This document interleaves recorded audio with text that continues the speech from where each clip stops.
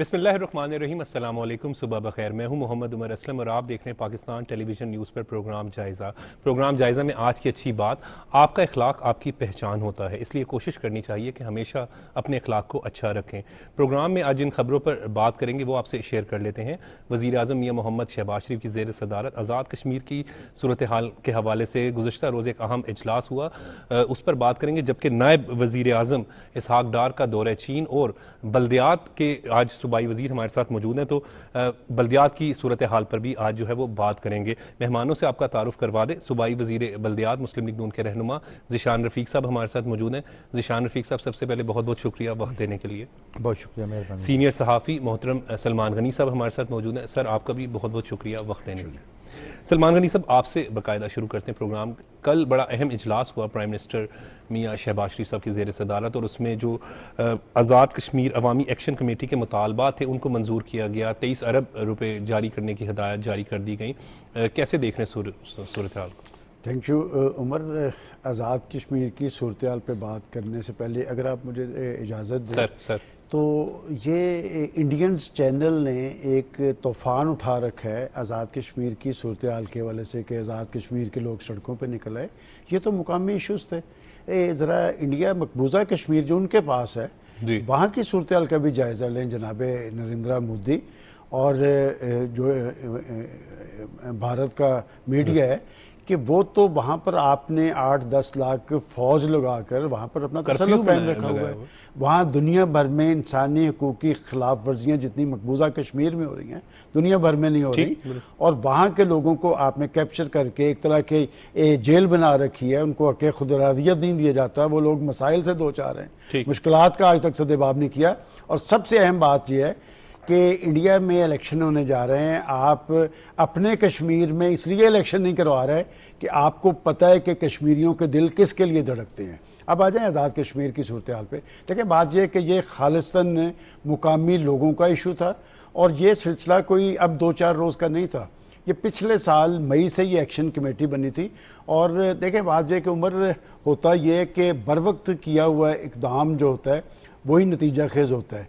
यहाँ तक नौबत पहुँचनी नहीं चाहिए थी, और ये जो पुरतशद्दुद वाक़यात हुए हुकूमत ने उसका नोटिस लिया है। आप देखें कि एक ही वक्त में प्राइम मिनिस्टर साहब शहबाज शरीफ साहब ने अपनी पार्टी के लोगों को, आसिफ ज़रदारी साहब ने पीपल्स पार्टी के लोगों को अपने पास बुलाया और मसले के सियासी हल पर जोर दिया। और बहुत अच्छी बात है कि प्राइम मिनिस्टर साहब ने 23 अरब का जो है वो सब्सिडी जारी कर दी है। इशू क्या था? देखिए, इशू यही है कि वहाँ के लोगों को सब्सिडी मिलती थी आटे पे, बिजली पे, चूँकि बंगला डैम कश्मीर के एरिया के अंदर है और उन्हें सस्ती बिजली वहाँ पर फराहम की जाती थी। अब जो मुआहदा तय पाया है उसके तहत जो 100 से 300 तक का वो 3 रुपये है, और 300 से 500 तक 6 रुपये, और इससे ऊपर जो है वो 10 रुपये। जबकि कमर्शियल जो 300 से ज़्यादा इस्तेमाल करेगा वो 15 रुपये पर यूनिट अदा करेगा। मसला सॉल्व हो गया। देखिए, बात है कि क्या तमाम मसाइल का हल दबाव, तहरीक और एहतजाज की सूरत में ही होता है?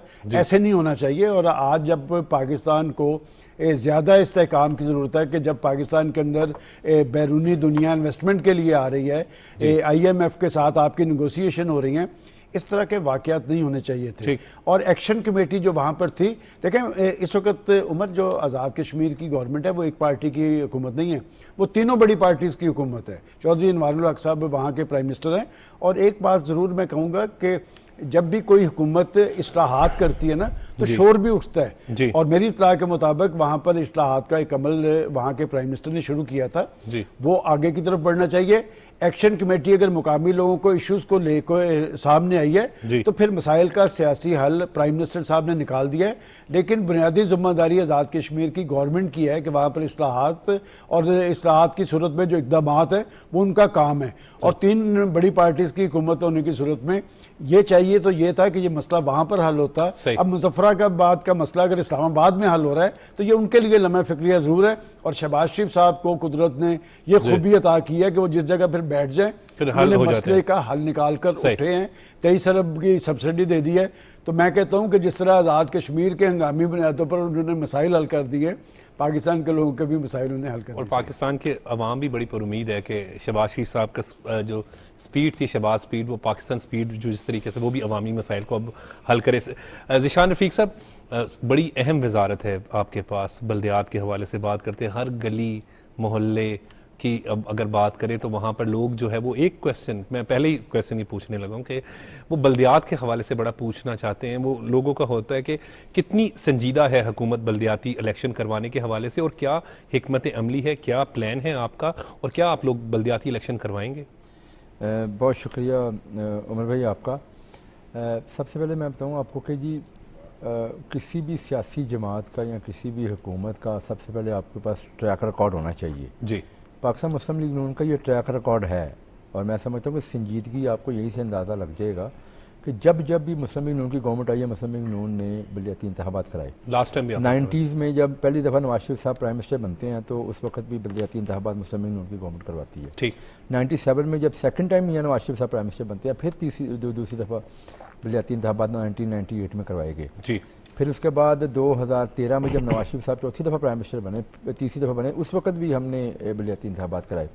ये बदकिस्मती है कि जब भी हमने बल्दियाती इंतखाबात कराए हैं, उसके बाद हमारी गवर्नमेंट गई है तो उनके साथ उनको भी घर भेज दिया गया। ठीक, लेकिन एक और आपकी चीज़ में ये तारीखी बात है और रिकॉर्ड की करेक्शन के लिए कि 2008 में जब मुस्लिम लीग नून की गवर्नमेंट आती है, शहबाज शरीफ साहब चीफ मिनिस्टर बनते हैं जी, तो एक निज़ाम चल रहा था जिसमें नाज़मी सिस्टम था जी, शहबाज शरीफ साहब ने उनको घर नहीं भेजा, उनका टेन्योर मुकम्मल होने दिया। ठीक, बिल्कुल याद। तो ये है मुस्लिम लीग नून का ट्रैक रिकॉर्ड। ठीक, और आप देखें कि सिर्फ 2 माह हुए हुकूमत को आए हुए जी, और पिछले एक सवा माह से तकरीबन चीफ मिनिस्टर पंजाब ने एक कमेटी बना दी है जी, और आपकी सरबराही मेरी सरबराही में जी हाँ, और उस कमेटी ने इस पर काम भी शुरू कर दिया। हम 3 मीटिंग्स कर चुके हैं। ठीक, चौथी मीटिंग इस वीक कर रहे हैं, तकरीबन हर वीक कर रहे हैं मीटिंग्स। इंशाअल्लाह हम बहुत जल्द एक स्केच बना के और इसको, क्योंकि ये देखें ना बल्दियाती सिस्टम जो है ना, ये हमारी ये भी सूबे की बदकिस्मती है कि इतने निज़ाम आए हैं, इतने तजर्बे इस पर किए गए, नया निज़ाम ला रहे हैं। तो बिल्कुल जी, हम इंशाअल्लाह वो निज़ाम लाएंगे जिस निज़ाम में लोगों के मसाइल का हल होगा। ठीक, क्योंकि मैं आपको ये भी चीज़ आपको गोशगुजार करता जाऊँ कि जो इस वक्त आखिरी एक्ट जो हमारे यहाँ पे मौजूद है ना, जो इन प्लेस है 2022 नवंबर का जी, जो पिछली पीटीआई गवर्नमेंट में ये बनाया गया जी, वो भी एक बड़ा संगीन मजाक किया गया बल्दियात के साथ। ठीक, कि बल्दियात का बुनियादी मकसद क्या है? मकसद ये है गली मोहल्ले सतह पर अवामी मसाइल, आप लोगों के लोएस्ट लेवल पे उनके मसाइल का हल उनके हाथ में दें। ठीक, लेकिन वहाँ पे क्या किया गया कि पूरे ज़िले को 1 यूनिट बना दिया गया। तो वो डेवोल्यूशन अपार कैसे होगी जब आप किसी एक ज़िले को 1 यूनिट बना देंगे? ठीक, तो इसलिए अब क्योंकि मुस्लिम लीग नून की ये ट्रैक रिकॉर्ड भी है और हम इंशाअल्लाह जो निज़ाम लेके आ रहे हैं सही, उसमें हमने अर्बन और रूरल डिवाइड को सामने रखते हुए चीज़ें की हैं। ठीक, देखें जो शहर हैं उनके मसाइल देहातों से डिफरेंट है। तो शहरी मसाइल के हल शहरी तरीके से होने चाहिए, जो वो उनके नुमाइंदे चाहते होंगे इलाके के मुताबिक। फिर इसके साथ साथ शहरों की भी आप देखिएगा अगर डिवीजन है, छोटे शहर के मसाइल और हैं, जो मीडियम साइज़ के शहर हैं उनके मसाइल और हैं, इसी तरह से जो बड़े शहर हैं उनके मसाइल डिफरेंट है। ठीक, तो उनके जो निज़ाम हम बनाएं, जो उनके पास एख्तियारात हों, वो उनके शहर के मसाइल को सामने रखते हुए हम उनको एख्तियारात दें। तो इन सारी चीज़ों के ऊपर काम हो रहा है और इंशाअल्लाह ताला ये बाकायदा हम इंशाअल्लाह एक ऐसा सिस्टम लाएंगे जिसमें तहसीलों के टीयर्स भी लाएंगे, ठीक, रूरल अर्बन डिवाइड भी सामने रखेंगे, सही, टाउन कमेटीज़ भी रखेंगे, म्यूनसिपल कमेटीज़ भी रखेंगे, म्यूनसिपल कॉर्पोरेशंस और मेट्रोपॉलिटन कॉर्पोरेशंस भी होंगे। जिला काउंसिल कब तक कोई प्लान कर रहे हैं आप? मैं इंशाअल्लाह ताला आपको बताता जाऊँ कि अगले चंद मैं समझता हूँ कि महीने के अंदर अंदर जो है ना, महीने 1.5 महीने के अंदर अंदर हम जो हमारी कमेटी है वो किसी न किसी सिफारशात को मरतब कर लेगी। ठीक, फिर उसके बाद ये असम्बली में जानी है जी, और असम्बली का एक अपना सिस्टम है, बिल्कुल वहाँ पे कानून होता है, पास होगा, वहाँ पे अपोजिशन की इनपुट भी आनी है, स्टैंडिंग कमेटीज़ में जाकर डिस्कशन होनी है।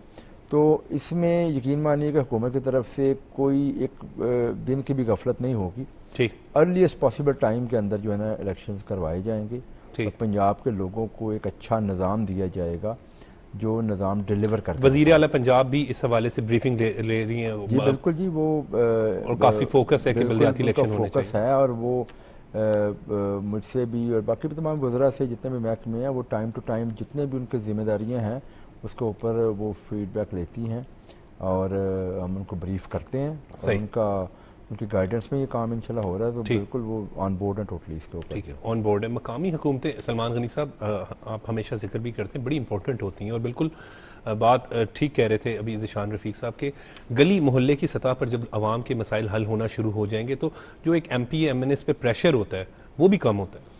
देखिए उमर, मुझे खुशी हुई कि ज़ीशान रफ़ीक साहब बड़े क्लियर हैं अपने सिस्टम के हवाले से, और मैं कुछ रोज़ पहले मेरी इनसे आज दूसरी मुलाकात है जी कि इन्होंने ख़ासा होमवर्क किया है और ये इस हवाले से पुरज़म है कि पंजाब के अंदर बल्दियाती इंतखाबात भी करवाएंगे और बल्दियाती इदारों को बाख्तियार भी बनाएंगे। अगर आप पॉलिटिकल पार्टीज़ के मंशूर उठा के देखें तो तमाम पॉलिटिकल पार्टीज़ एक चैप्टर होता है जिसमें वो डिस्ट्रिक्ट गवर्नमेंट सिस्टम के हवाले से अपना मौक़िफ़ बयान करते नज़र आते हैं कि वो अगर बरसकदार आ गए तो बल्दियाती सिस्टम कैसा होगा।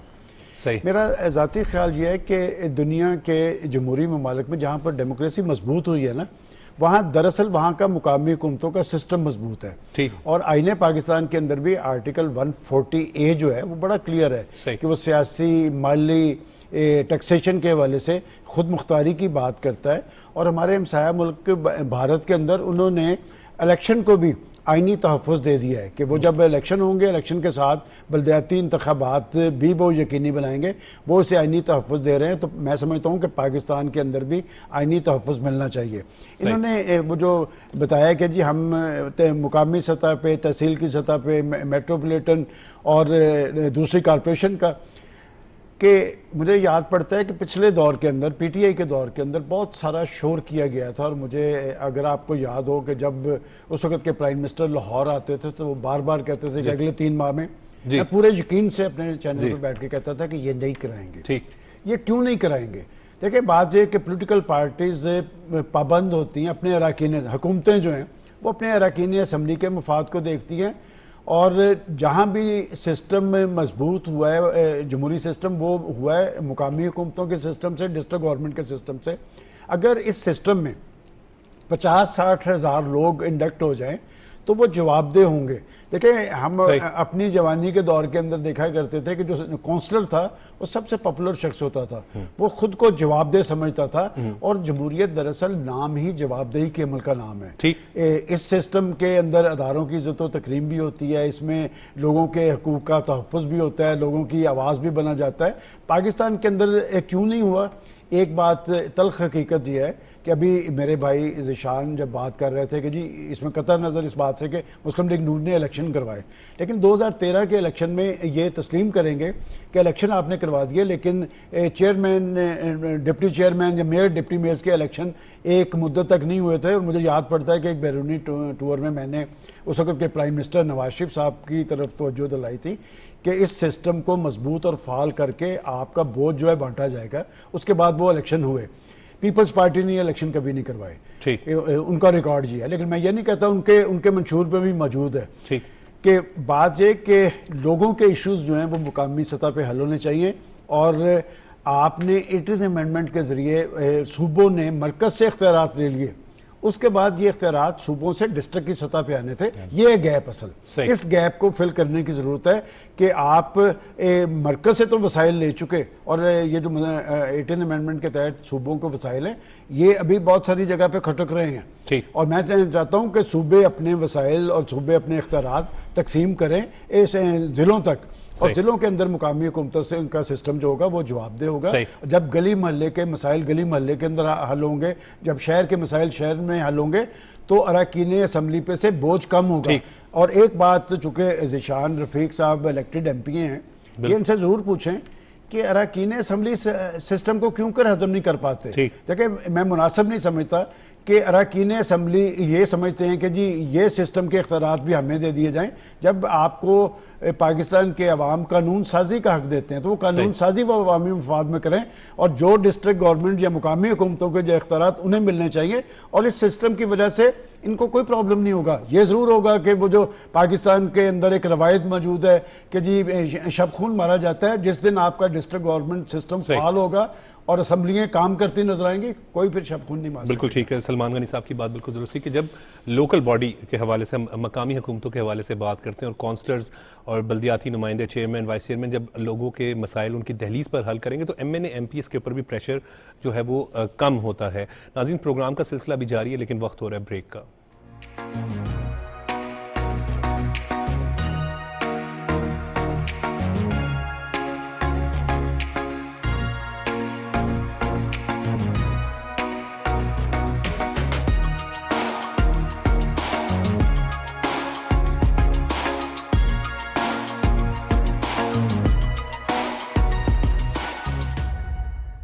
Welcome back. सलमान गनी साहब, नायब वज़ीर आज़म इसहाक डार साहब का दौरे चीन पाकिस्तान का बड़ा मुखलिस दोस्त है और हम जब भी बात करते हैं मुश्किल वक्त में भी हमेशा चीन ने पाकिस्तान का साथ दिया।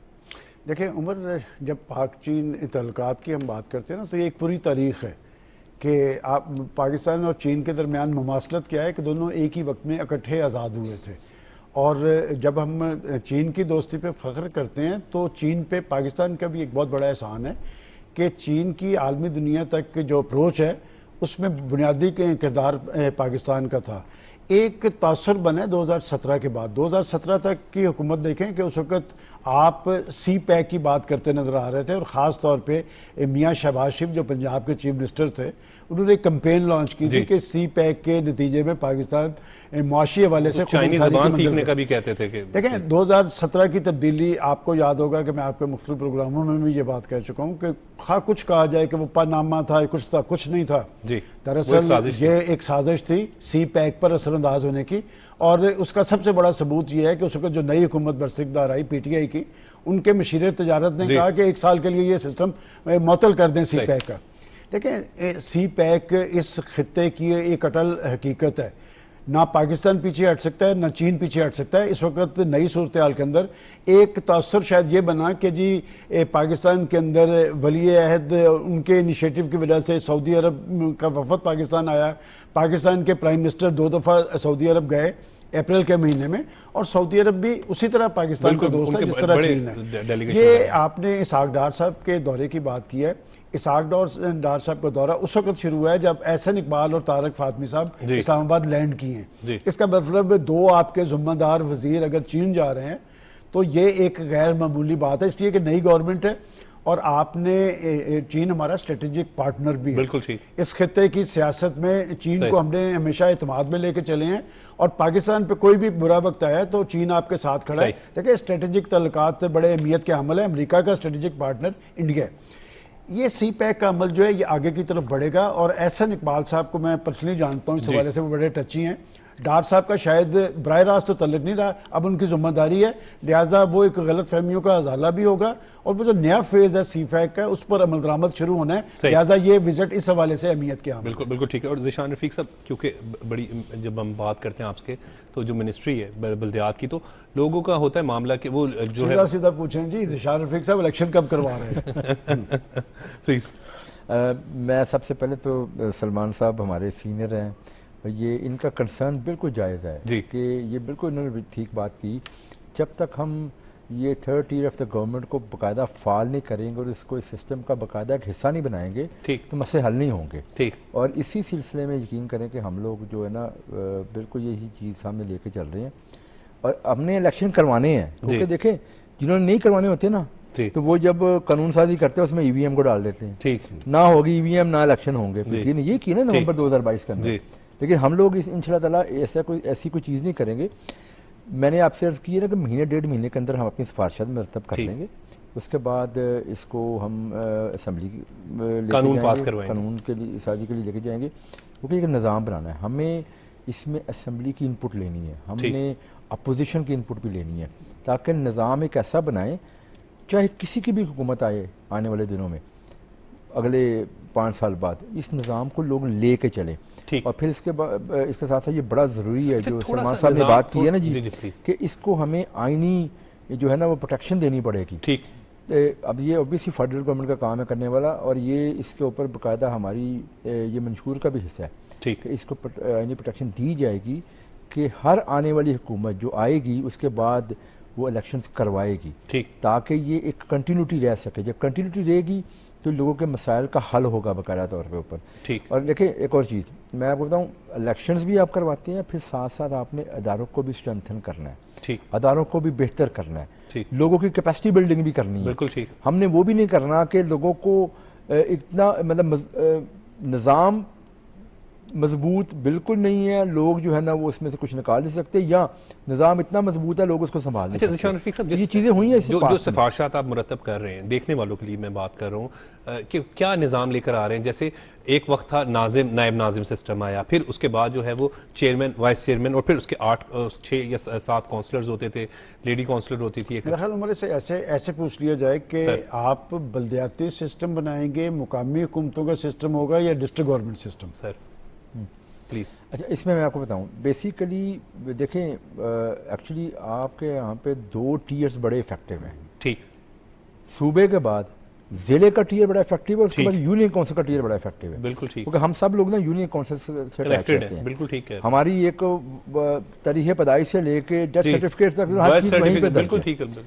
और उसके साथ साथ डिस्ट्रिक्ट के निकाह का भी वो भी आप डिस्ट्रिक्ट्स के हवाले से भी आपका सारा सिस्टम जो है ना वहीं पे बनता है। तो एक्चुअली हम ये करेंगे कि हम इसमें यूनियन काउंसिलर का जो है ना वो टीयर वो रखेंगे। ठीक है। उसके साथ साथ नीचे जो काउंसलर्स होते हैं, वार्ड होती हैं, वो भी हम इंशाल्लाह लेके आएंगे, ताकि वो एक्चुअली उस यूनियन काउंसिलर की सपोर्ट में वो चीज़ें सारी चल रही होती हैं। ठीक। उसके बाद फिर हम इसमें डिस्ट्रिक्ट और यूनियन काउंसिल्स के दरमियान तहसीलों का टीयर भी लेके आएंगे, और साथ में हम रूरल अर्बन डिवाइड को बरकरार रखेंगे। ठीक है। रूरल अर्बन डिवाइड रहेगी ताकि अर्बन एरियाज़ का सिस्टम डिफरेंट हो।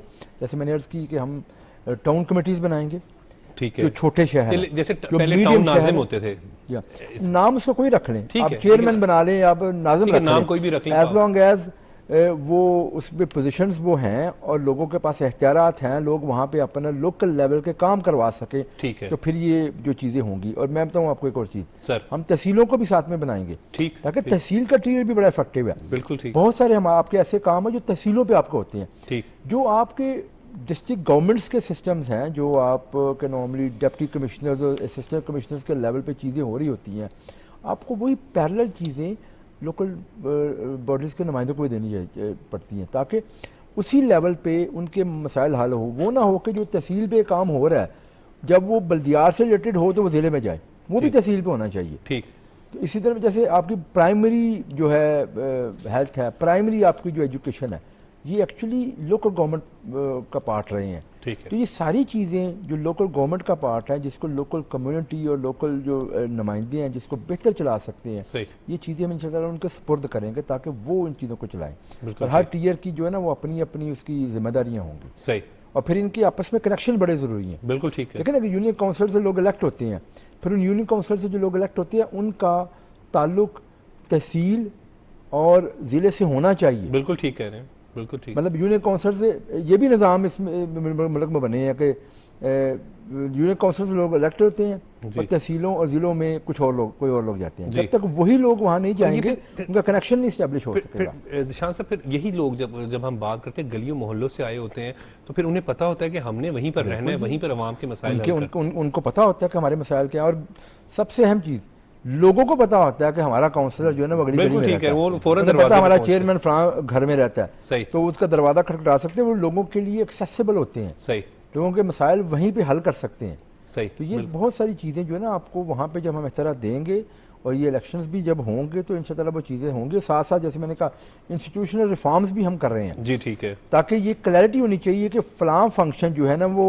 उसकी इस अदारे ने करना है। ठीक है। ये नहीं हो सकेगा कि ये एक काम है, ये काम जो है ना वो फलां अदारा भी कर रहा है और फलां अदारा भी कर रहा है। ठीक। चीफ मिनिस्टर पंजाब बड़ी क्लीन है इस मामले में। ठीक। कि इंस्टीट्यूशनल रिफॉर्म्स हम लेके आ रहे हैं साथ साथ, ताकि अदारों की डोमेन्स जो है ना वो डिफाइन की जाएं कि ये काम इस इदारे का करने वाला, ये काम इस इदारे का करने वाला है, ताकि काम हो तो पता हो कि किसने अच्छा काम किया, जो नहीं हो तो सजा और जजा का निज़ाम बिल्कुल फिक्स की जा सके। सजा और जजा का निज़ाम होगा जो सिफारिशात लेकर आ रहे हैं, इंस्टीट्यूशनल रिफॉर्म्स भी कर रहे हैं, बड़ी अच्छी बात है। बड़ा एक संजीदा अमल है ये, और अगर इस पे ये काम कर रहे हैं तो यकीनन ये एक अच्छा और मौसर सिस्टम बना भी पाएंगे और चला भी पाएंगे। देखिए, इसमें मैं आपको एक और मिसाल देना चाहता हूँ कि हम लोग जनरल मुशर्रफ के बड़े नाकद हैं। सही। उन्होंने जो डिस्ट्रिक्ट गवर्नमेंट सिस्टम बनाया था वो बड़ा मौसर था। सबसे पहले नाज़िम वाला हाँ जी, वो डिस्ट्रिक्ट गवर्नमेंट सिस्टम जो उनका था बड़ा मौसर था, और उसमें उन्होंने बड़ा बाख्तियार किया था। उसमें डिप्टी कमिश्नर उनका सेक्रेटरी था ज़िला नाज़िम का। और सबसे पहली कदगन किसने लगाई, उन्होंने आर्टिकल 6 में उसे तहफ़्फ़ुज़ फराहम किया था। सबसे पहली कदगन उस वक़्त के चीफ मिनिस्टर चौधरी परवेज़ इलाही साहब ने। मैं फिर वही बात कहूँगा कि अरकान असम्बली जो हैं वो नहीं चाहते कि ये सिस्टम फ़ाल हो, चूँकि ज़ीशान साहब ख़ुद मुंतखब रुकन असम्बली हैं। मुझे खुशी इस बात की है कि मुंतखब रुकन असम्बली होते हुए जब वो डिस्ट्रिक्ट गवर्नमेंट या मुकामी हुकूमतों के सिस्टम को मौसर बनाने की बात करते हैं, वहाँ से ये साबित होता है कि ये इनकी सोच और अप्रोच जमहूरी है। अगर पाकिस्तान के अंदर डिस्ट्रिक्ट गवर्नमेंट सिस्टम, बलदियाती सिस्टम या मुकामी सिस्टम, क्या उमर पाकिस्तान की पॉलिटिकल पार्टीज़ को ख़ुद से मिलकर ऐसा सिस्टम नहीं बनाना चाहिए जो चारों सूबों में हो? इसलिए कि जब इन पार्टीज़ के आप मंशूर, इनके प्रोग्राम उठा के देखते हैं तो पॉलिटिकल पार्टी बनाने का मकसद तो यही होता है कि वो खिदमत अवाम के ज़रिए पाकिस्तान के अंदर एक ऐसा सिस्टम लाएंगे जिसमें अपना एक मौसर रोल अदा कर सकें और अपने प्रोग्राम को आगे की तरफ बढ़ाएं। लेकिन हमारी एक कौमी बदकिस्मती कह लें कि जो भी हुकूमत आती है वो दूसरों का वो सिस्टम आके ख़त्म कर देती है, नया बनाती नहीं है। कि 3.5 साल PTI की हुकूमत रही और सबसे ज़्यादा शोर उन्होंने डाला, वो अपने पख्तूनख्वा की मिसाल देते थे कि हमने वहाँ पर इस्लाहात की, 30% हमने बजट और मुख्तस उन्होंने किया। एक तो बजट के अंदर भी जो आपकी मुकामी हुकूमतें और दही और शहरी तरक्याती प्रोग्राम्स के हवाले से एक रकम मुख्तस होनी चाहिए, और ये ब्यूरोक्रेसी पे नहीं छोड़ना चाहिए। ब्यूरोक्रेट की सोच अवामी नहीं होती, वो जमहूरी नहीं होती, वो एडमिनिस्ट्रेटर होता है, और उसकी कोशिश होती है कि वो इन अदारों पे असरअंदाज हो। मैं समझता हूँ पाकिस्तान जमहूरी स्ट्रगल के नतीजे में बना था। पाकिस्तान की बका और सलामती का दारोमदार भी जमहूरियत पे है। अच्छी जमहूरियत, मजबूत जमहूरियत, मौसर जमहूरियत वो होती है जो डिलीवर करती नजर आती है। जमहूरियत जो होती है हमेशा डिलीवर करती नजर आती है। और मैं आपको एक और मिसाल दूँ, ये जो डिस्ट्रिक्ट गवर्नमेंट के लोग होते हैं, ये डिस्ट्रिक्ट गवर्नमेंट के जरिए बरसकदार आते हैं, ये बड़े पॉपुलर होते हैं। बिल्कुल, तैयब अर्दवान तुर्की के सदर हैं, ये डिस्ट्रिक्ट गवर्नमेंट की पैदावार है। एक ईरान के सदर थे अहमदी नजाद, वो भी मेयर रहे थे तेहरान के, कामयाब सदर थे और कामयाब वहाँ की लीडरशिप थी। अगर आप पाकिस्तान के अंदर ये सिस्टम मजबूत बना पाएंगे, उससे कोई असम्बलियों को फर्क नहीं पड़ेगा। असम्बलियों का अपना एक काम है और ये बोझ इनका बट जाएगा। देखें, बात ये कि आप नवाज शरीफ साहब की बात करते हैं, मुझे याद पड़ता है कि ये इलेक्शन जब हमने पहले इलेक्शन देखे ये 79 में हुए थे। अच्छा। उसके बाद ठीक इन्होंने कहा कि नवाज शरीफ साहब ने अपने दोनों अदवार के अंदर ये इलेक्शन करवाए, और बहुत हद तक लोग ये गैर जमाती इलेक्शन होते थे। इन्होंने मुझे बताया कि इन्होंने भी जो सजेस्ट कर रहे हैं जमाती इलेक्शन की बात, और ये बड़ी अच्छी बात है। देखिए, बात यह कि लोगों को हक होना चाहिए कि वो किस पार्टी के डेवलपमेंट सिस्टम को अप्रोच करते हैं। ये सिस्टम में बनना भी अच्छी चाहिए जिस तरह ये मशक कर रहे हैं। और इन्होंने बताया कि जो लोग इनकी कमेटी में हैं वो सारे यंग्स हैं, और यंग बंदे में एक इनिशिएटिव होता है, उसके अंदर देखिए बात है कि उसके अंदर काम करने का जज्बा भी होता है, पोटेंशियल मौजूद होता है, आगे की तरफ जाना चाहते हैं। वो कमेटी से लगता है कि ये सिस्टम भी बना पाएंगे, और सिस्टम को चलाना तो फिर इलेक्शन पे है। अगर ज़ीशान रफीक साहब आपकी गवर्नमेंट ने ये इलेक्शन करवा दिए, ये बहुत बड़ा कारनामा होगा आपका भी और चीफ मिनिस्टर इंशाल्लाह ये करवाएंगे। और मैं आपको बताऊँ एक और चीज़ सर, ये बात मैं टोटली सलमान साहब की बातों से एग्री करता हूँ जी। ये बात इनकी बिल्कुल ठीक है, और ये जो इनके पास जो तजर्बा है, इन्होंने मुख्तलिफ हुकूमतें देखी हैं, ये असल आपके मसाइल का हल ही इस चीज़ में है कि बल्दियाती इलेक्शंस हों और आवाम को उनके मसाइल का हल जो है ना डोर स्टेप पे मिले। ठीक। और मैं ये भी आपको यकीन दिलाऊँ कि हमारे जो MPs हैं, मेरी जिन जिन लोगों से बात होती है, ठीक, वो तमाम के तमाम इस हक़ में हैं कि इलेक्शंस करवाए जाए। ठीक। मुझे मुस्लिम लीग नून का पता है, जैसे मैंने पहले अर्ज़ की ना कि हम लोगों ने जब इलेक्शंस करवाए तो हमने सिस्टम्स बनाए, फिर इलेक्शंस करवा के भी दिखाए, क्योंकि लोग चाहते हैं, और MPs जो हमारे हैं वो चाहते हैं कि इलेक्शंस हों, वो भी चाहते हैं कि ये मसाइल उस लेवल पे जाके हल हो सके। गली का सीवरेज का वाटर सप्लाई का, किसी की स्ट्रीट लाइट खराब हो गई, लोगों के तो ये मसाइल सिस्टम जितना मजबूत बनाएंगे, मैं आपको ये बताऊं कि सिस्टम मजबूत बनाएंगे ना, फिर लोग रुकने असेंबली और मिनिस्टर नहीं बनेंगे। शाह महमूद कुरैशी साहब भी डिस्ट्रिक्ट नाज़म मुल्तान के थे, मियां आमिर महमूद साहब लाहौर के थे, राजा बिशारत साहब पिंडी से डिस्ट्रिक्ट नाज़म रहे। तो बात है कि फिर देखे ना, सिस्टम मजबूत होगा, लोग इस सिस्टम की तरफ आएंगे, क्योंकि अगर आपने कुछ करके दिखाना है ना, फिर ये सिस्टम बड़ी बुनियादी इसमें ये बात बिल्कुल ठीक है। और देखिए, हर निज़ाम के अंदर जो इससे पहले बने हैं ना, मैंने ज़ाती तौर पर सारे निज़ाम स्टडी करके, और जितने भी हमारे लोग हैं वो सारे निज़ाम स्टडी करके उस पर बाकायदा हमारी बहस होती है कमेटी के अंदर, जो अच्छा साइन है कि तजावीज़ अगर मुस्बत दी जा रही मतलब मैं मुशर्रफ के निज़ाम की बात की जाती है, मुशर्रफ के निज़ाम में सबसे बड़ा फ्लॉ क्या था जी, रूरल अर्बन डिवाइड खत्म कर दी गई थी। उसमें आपके शहरों को इतना नुकसान हुआ था, आपके बल्दिया का सिस्टम ही खत्म हो गया था, TMAs में वजूद में आ गई थी। तो एक्चुअली वहाँ पे जैसे मैंने अर्ज की ना कि शहरों के मसाइल आप देहातों के तरीके से नहीं हल कर सकते, देहातों के मसाइल आप शहरों के तरीके से नहीं हल कर सकते। और फिर बुनियादी चीज़ क्या है आपकी, बुनियादी चीज़ ये है कि जब आप ये इलेक्शन कराते हैं तो आपने लोगों को कौन सी ऐसी सर्विस जो बुनियादी सर्विस प्रोवाइड करनी है, वो म्यूनसिपल सर्विसेज आप बिल्कुल ठीक है, जो आपने म्यूनसिपल सर्विसेज प्रोवाइड करनी है। चीफ मिनिस्टर पंजाब ने आते ही सबसे पहले जो इनिशिएटिव लिए थे उनमें सुथरा पंजाब एक ऐसा इनिशिएटिव था जिसका बुनियादी मकसद ये था कि हम म्यूनसिपल सर्विसेज जो है ना उनका एक सिस्टम बना के देहातों में भी और शहरों में भी यकसा तौर पे उसको नाफिज किया जा सके।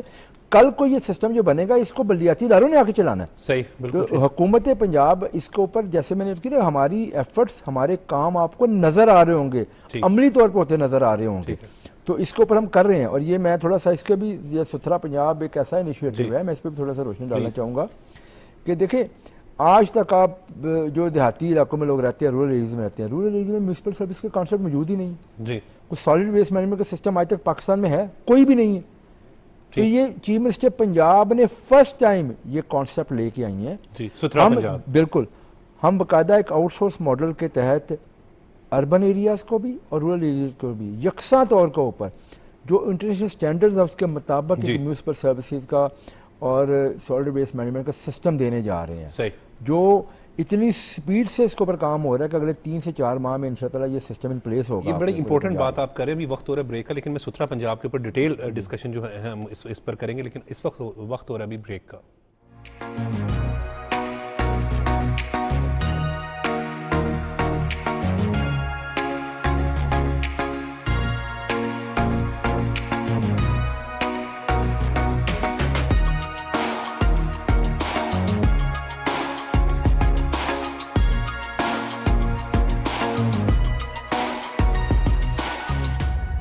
शान रफीक साहब अभी बड़ी इंपॉर्टेंट बात कर रहे थे वज़ीर आला पंजाब मरीम नवाज साहिबा के हवाले से कि सुथरा पंजाब, क्योंकि एक बड़ा अच्छा प्रोग्राम है। हम देख रहे हैं कि दही इलाकों में भी जो सफाई का निज़ाम है वो बड़ा बेहतर हो गया है। और हमने PTI का दौर भी क्योंकि देखा, वहाँ पे लाहौर जैसे शहर में जो है वो गुलबर्ग और लिबर्टी और मैं पोश एरियाज़ की बात करूँ, वहाँ पे कूड़ों के जो है वो पहाड़ बन गए थे।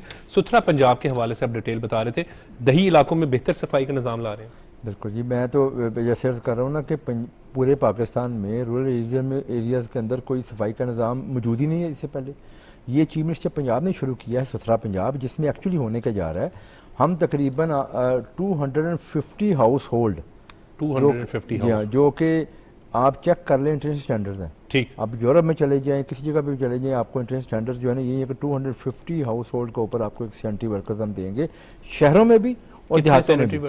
एक सैनिटरी वर्कर 250 हाउस होल्ड के ऊपर, ठीक है, शहरों में भी देहातों में भी, ठीक है, जो डोर टू डोर कलेक्शन भी करेगा, ठीक है, उसके बाद डीसिल्टिंग भी होगी जो वहाँ पे ड्रेन्स है, और स्वीपिंग भी होगी। फिर वो कूड़ा जो उठाया जाएगा जी, उस कूड़े को ये नहीं कि उठा के तो गाँव के किसी जगह के ऊपर पहाड़ बना दिया जाएगा, उस कूड़े को बाकायदा इसका एंड टू एंड सोल्यूशन हम लेके आ रहे हैं। ठीक, उसको हम डंपिंग साइट तक पहुँचाएंगे। ठीक, और इसके साथ साथ मैं आपको बताता जाऊँ कि ये भी पाकिस्तान की तारीख में पहली दफ़ा 2 काम हम करने जा रहे हैं। ठीक, दुनिया जो है ना उसने they have made fortunes out of this waste ना। ठीक, कि ये कूड़ा जो कहते हैं ना, waste is not a waste, is a resource. ठीक, तो लोगों ने इसी को रिसाइकल करके इसमें से बड़ी चीज़ें बनाई।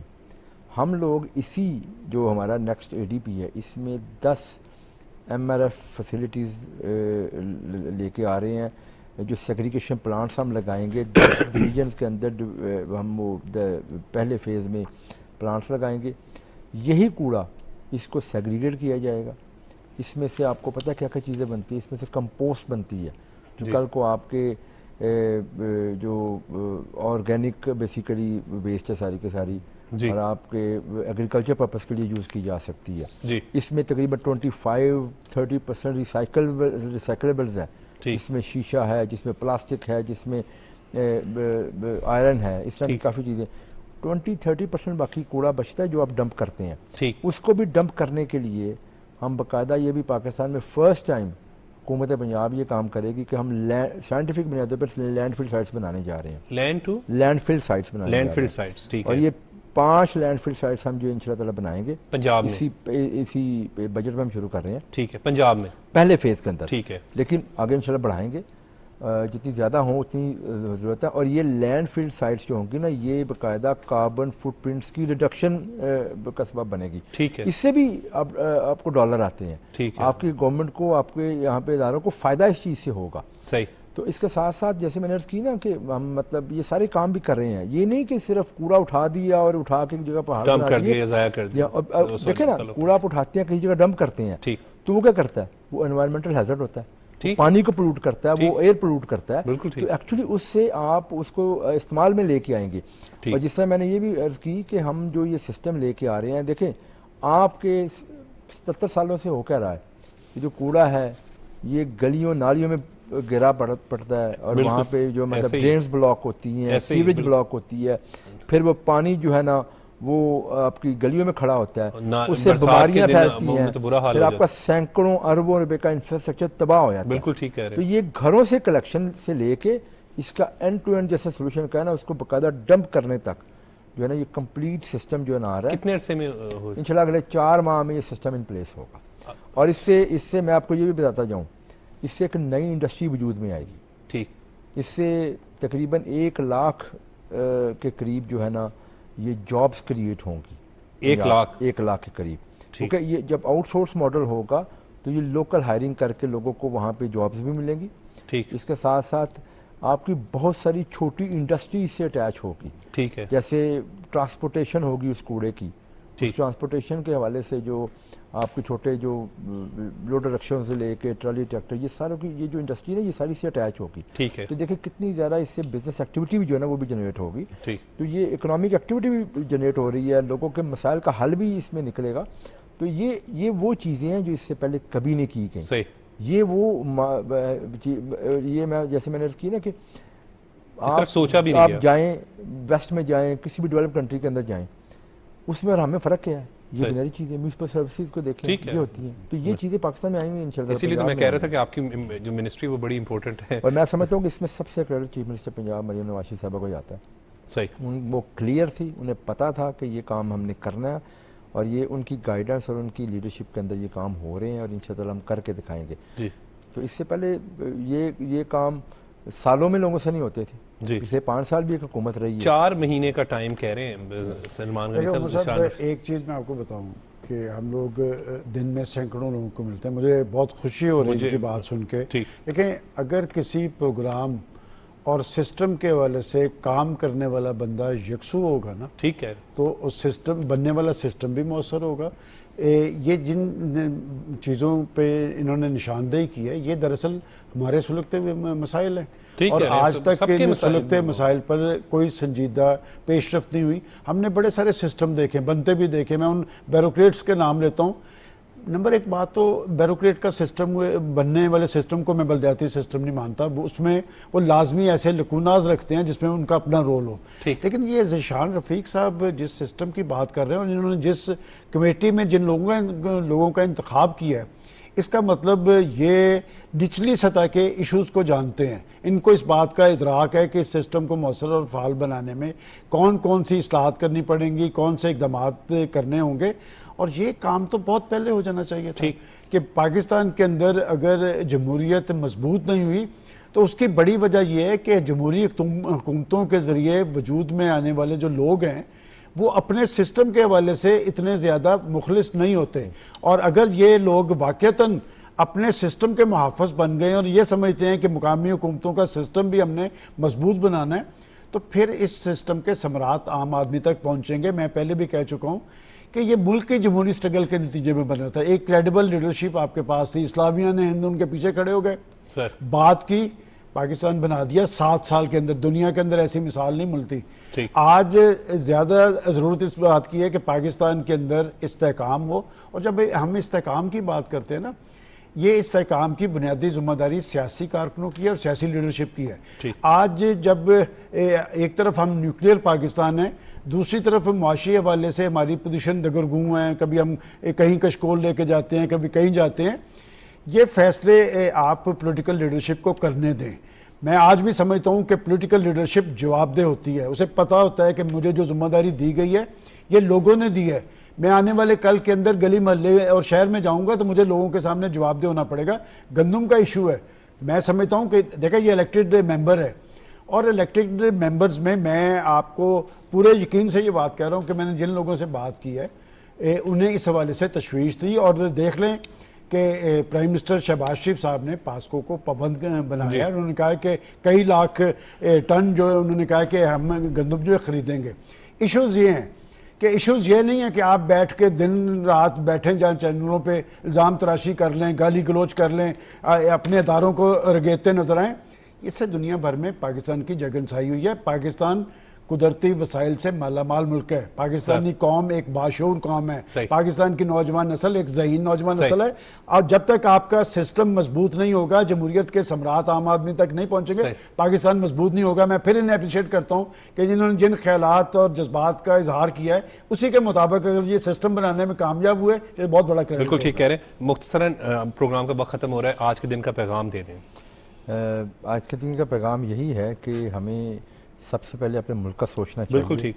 और हमें पता होना चाहिए कि जी हमारे मुल्क के और मुल्क के अदारे जो हैं जो इस मुल्क के दफा की ज़मानत हैं, इस मुल्क के एग्जिस्टेंस की ज़मानत हैं, और इस मुल्क का जो सिस्टम है कि जमहूरी सिस्टम है वो भी साथ चलना चाहिए पैरेलल। मैं समझता हूँ कि ये चीज़ें सबसे अहम हैं कि पाकिस्तान को सबसे पहले रखें, अपने ज़ाती ख्वाहिशात और अपनी ज़ाती चीज़ों को बाद में रखें, और जो लोग ये करेंगे लॉन्ग टर्म में वही सक्सीड कर पाएंगे। ये कौम जो है सिर्फ उन लोगों के साथ चलेगी जो लोग पाकिस्तान को पहले। बिल्कुल ठीक है। सलमान गनी साहब सर, आज के पाकिस्तान की मजबूती के लिए जमहूरियत की मजबूती नागुज़ीर है, और पाकिस्तान की बका और सलामती के लिए जो लोग कुर्बानियाँ दे रहे हैं उन्हें टारगेट करने का कोई जवाब नहीं, और जो लोग टारगेट कर रहे हैं उनकी सरकोबी भी होनी चाहिए। बिल्कुल ठीक है। बहुत बहुत शुक्रिया ज़ीशान रफ़ीक साहब, आपने अपना कीमती वक्त दिया। बहुत बहुत शुक्रिया सलमान गनी साहब सर, आपने भी अपना कीमती वक्त दिया। नाज़रीन, आज के प्रोग्राम में मुल्क की मौजूदा सूरत हाल पर बात की गई। वहीं ज़ीशान रफ़ीक साहब क्योंकि मौजूद थे तो आइंदा बल्दियाती सिस्टम पंजाब में क्या होगा, कैसे होगा, क्या सिफारशात मुरतब की जा रही हैं, उस पर जो है वो गुफ्तगू की गई। जबकि प्रोग्राम के अख्ताम पर यही कहूँगा कि बिल्कुल बात दुरुस्त है कि हमें पाकिस्तान के लिए सोचना चाहिए। हम सबसे पहले पाकिस्तान है, इस मुल्क के लिए सोचना है कि हमने इस मुल्क की तामीर और तरक्की में अपना किरदार किस तरह अदा करना है। मुझे इजाज़त दें, देखते रहें पाकिस्तान टेलीविज़न न्यूज़।